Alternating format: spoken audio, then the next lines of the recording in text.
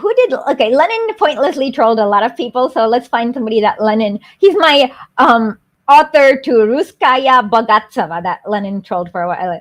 It means, it's one of the most pretentious magazines. It's like Russian wealth. Ruskaya Bogatsova. Okay, yeah, I'll say that. He's that, not Kautsky.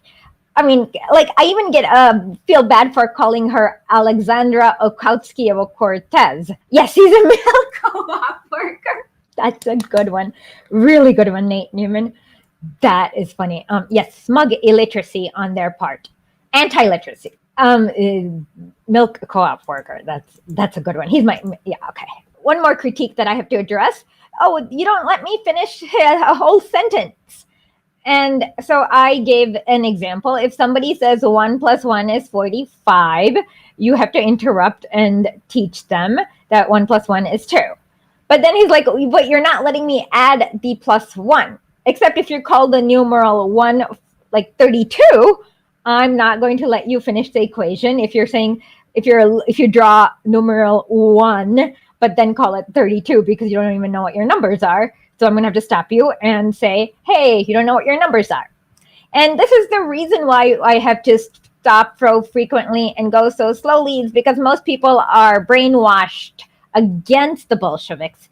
So I have to start from in the beginning, God said, there, let there be. Like, I have to start from chapter 1 every time in order to like short circuit the brainwashing and show you the truth. On top of it, like, they're just so wrong. So that's why it's going to take a long time, and I'm very slow. For control were being created so fast that the citizens had essentially built the dual power structures that would rival the power of the state. Maurice Brinton explicates this in his work, The Bolsheviks and Workers' Control. Soviets and factory committees were appearing everywhere at a phenomenal rate. Their growth can be explained by the extremely radical nature of the tasks confronting the working class. Soviets and committees were far more closely associated with the realities of everyday life than were the unions. They therefore proved far more effective mouthpieces of fundamental popular aspirations. Even the historian E.H. Carr, a scholar who has demonstrated an affinity for the Bolsheviks in the past, had to admit of this period. Okay, he worked for I know I said this again, but I just want to I can't not do this, but he worked for the British Foreign Services, so he did not have the affinity for the Bolsheviks. The spontaneous inclination of the workers to organize factory committees and to intervene in the management of the factories was inevitably encouraged by a revolution which led the workers to believe that the productive machinery of the country belonged to them and could be operated by them at their own discretion and to their own advantage. This is to say, throughout this period, the workers were not under the impression that the bodies they were creating were supposed to prefigure a vanguard rulership. To suggest, indicate, represent by an antecedent form or model or presage or foreshadow. That's what prefigure means. Okay, are you sure about that? What if Lenin in 1901 wrote a book called What is to be Done?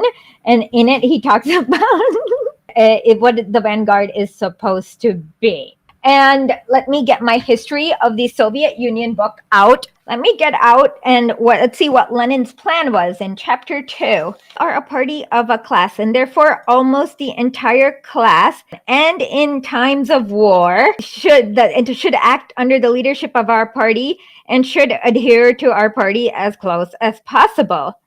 But it would be Manilovism and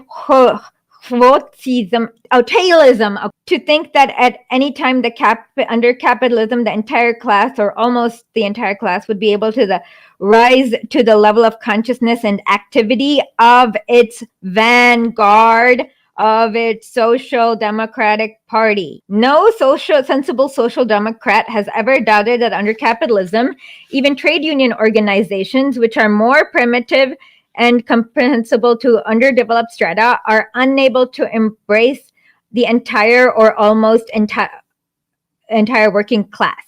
to forget the distinction between the vanguard and the whole of the masses, which gravitate towards it, is to forget the constant duty of the vanguard to raise ever wider strata to the most advanced level, means merely to deceive oneself and to shut one's eyes to the immensity of our tasks and to narrow these tasks. Source: Lenin's collected work, Russian edition, volume 5, page 205. Okay, so Anarch said that the workers were not under the impression that these bodies that were supposed to